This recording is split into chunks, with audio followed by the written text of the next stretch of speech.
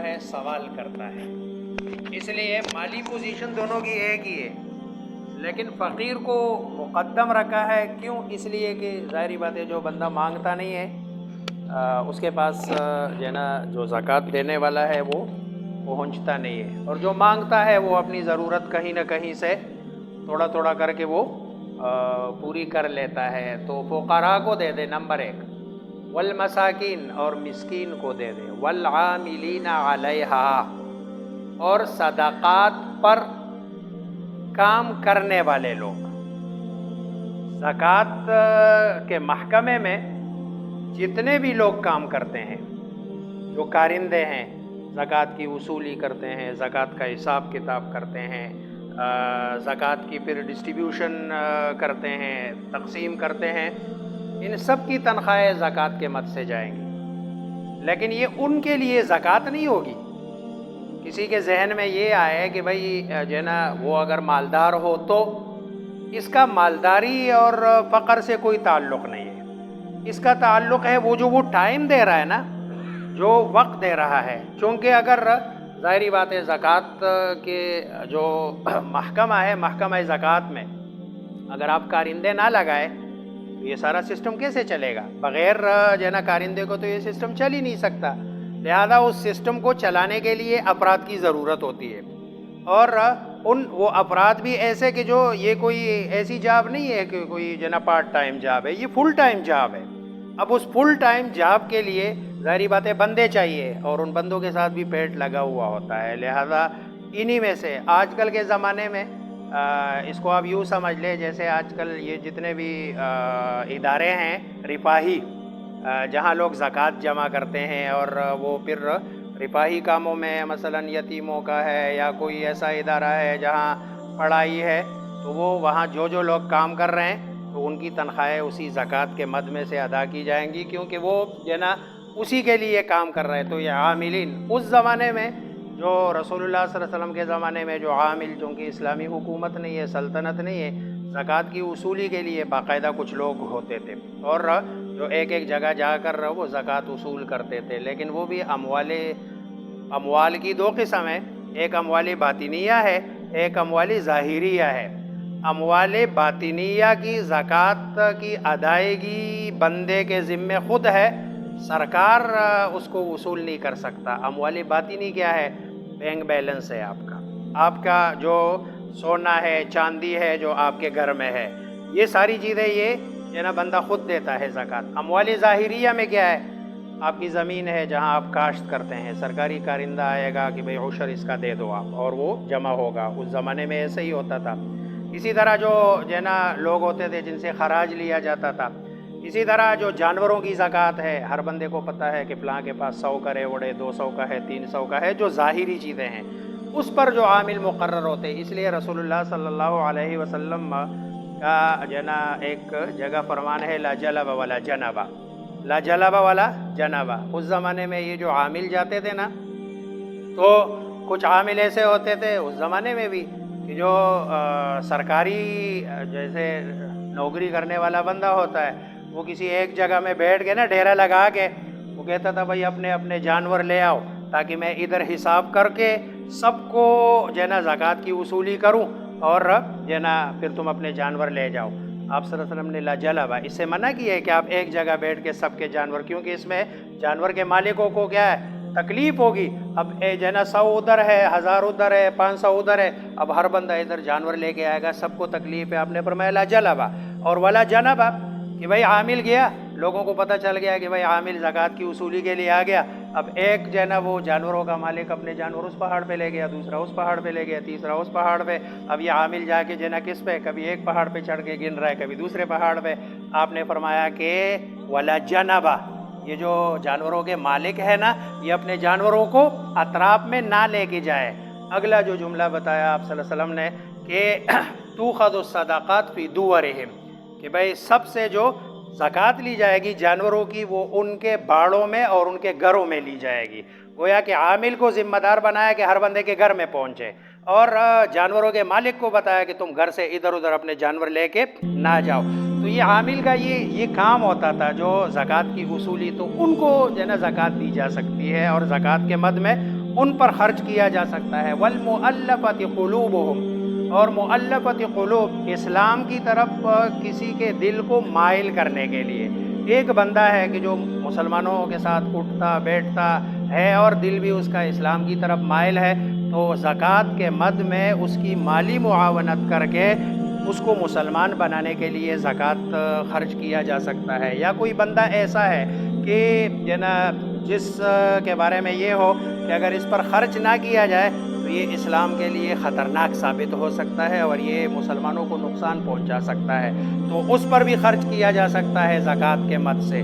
اسی طرح وہ بندہ کہ جس بندے جو ہے تو مسلمان نیا لیکن پتہ ہے کہ بھئی یہ اگر اس کی مالی معاونت نہیں کی گئی نا تو یہ واپس مرتد ہو جائے گا، تو اس پر بھی زکوٰۃ کے مد میں خرچ کیا جا سکتا ہے، جس کو مؤلفۃ القلوب۔ مؤلفۃ القلوب کے بارے میں فقہا کی دو رائے ہیں۔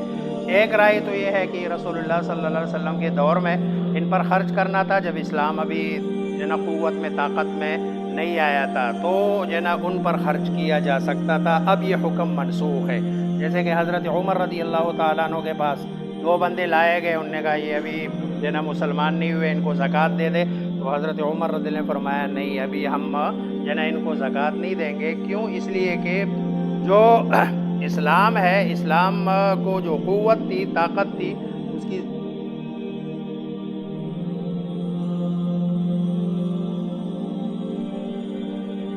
یہ اگر کسی کو سمجھ ہو تو یہ کیمرہ لگا دے، ٹھیک ہے۔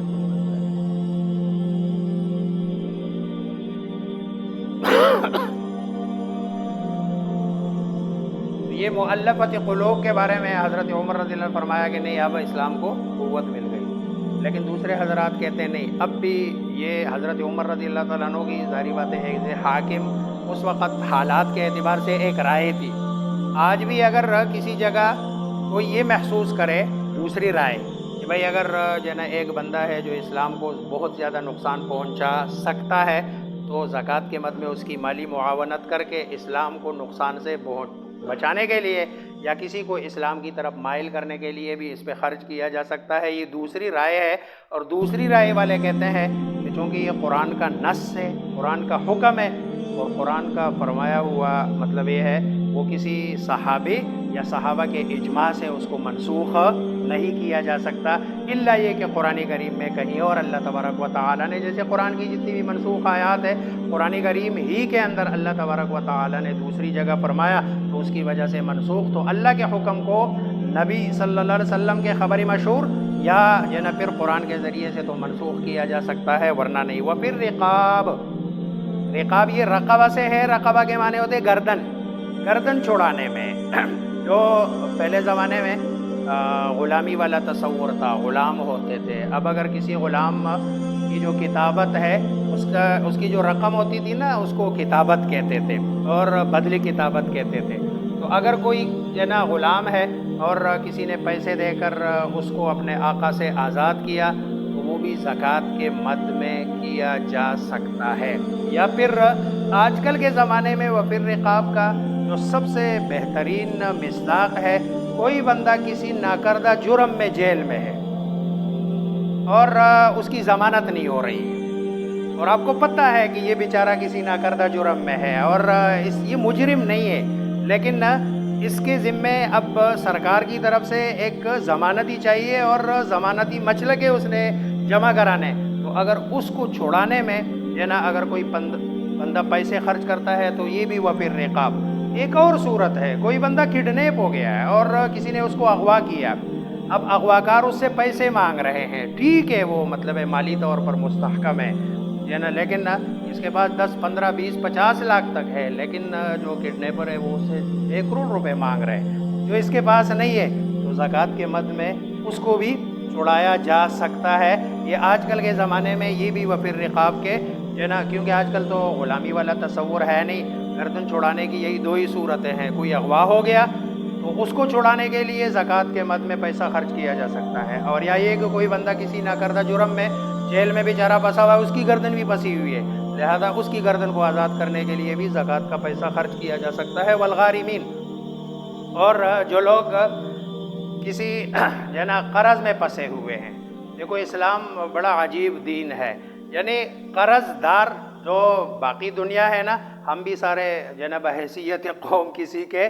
قرض دار ہے، اور لیکن وہ قرض جناب پتہ نہیں کتنے عرصے سے 50-60 سال سے تو ہم دے رہے ہیں، لیکن وہ قرض آج تک ختم نہیں ہو رہا ہے، بلکہ سود در سود، سود در سود وہ بڑھتے بڑھتے جو ہے نا، شاید ہمارے بچوں تک جاتے ہوئے پہلے ایک زمانہ تھا کہ 1 لاکھ روپے بھی پاکستانی، پھر 10 لاکھ، پھر 15 لاکھ، اسی طرح بڑھتا جاتا ہے۔ اسلام کہتا ہے اگر کوئی بندہ کسی قرض میں پھنسا ہوا ہو تو آپ یہ جو زکوٰۃ کی مد میں سے پیسے اکٹھے کر کے اس کو قرض سے اس کی کیا کر دو، جان چھڑا دو، تاکہ جو ہے نا اس کی جان چھوٹ جائے۔ والغارمین وفی سبیل اللہ، اور اسی طرح جو اللہ تبارک و تعالیٰ کے راستے میں ہے۔ فی سبیل اللہ کا جو پہلا مصداق ہے وہ جہاد ہے، جو اللہ کے راستے میں فی سبیل اللہ، اس کا پہلا مصداق جہاد ہے۔ اس کے ساتھ ساتھ جو بھی اللہ کے دین کی جنا کے لیے محنت کر کے اپنا گھر بار چھوڑ کے باہر نکلا ہے، یہ سارے کے سارے وہ فی سبیل اللہ۔ فی سبیل اللہ میں حج کا سفر بھی آتا ہے، کیونکہ یہ بھی اللہ کے راستے میں ہے، اللہ کے دین کے لیے گیا ہے۔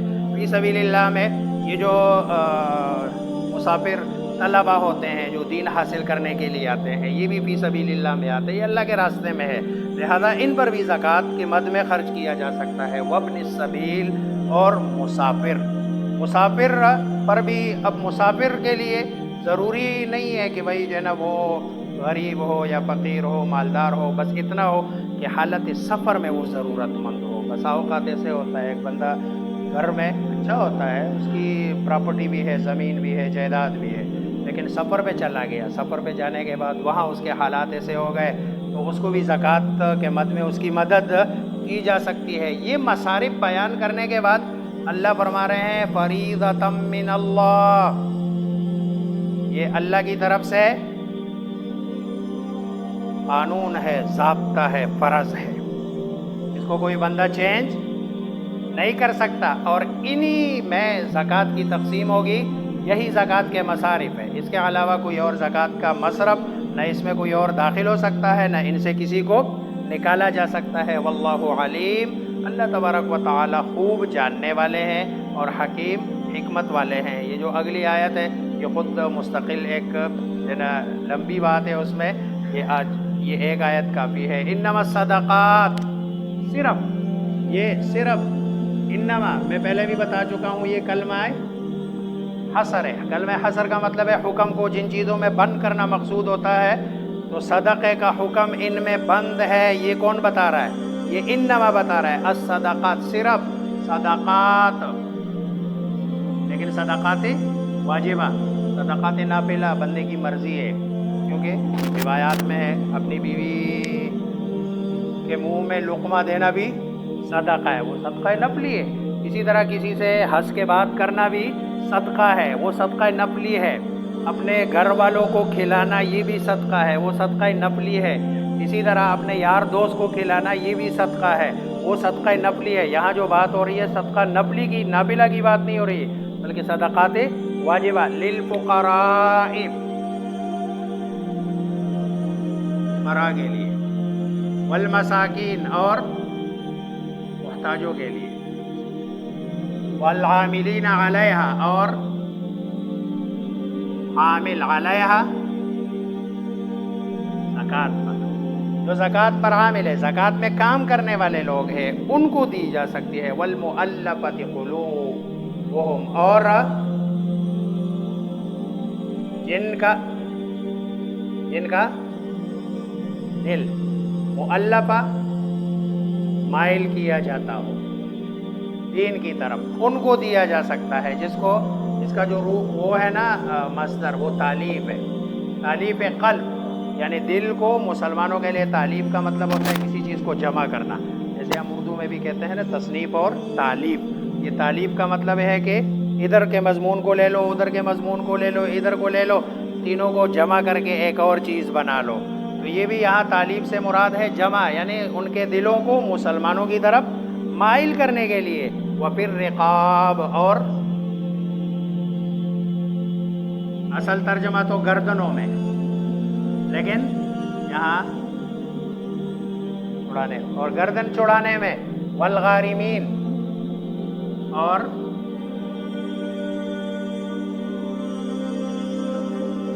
قرض داروں، قرض ادا کرنے والوں کے لیے، یہ غارم،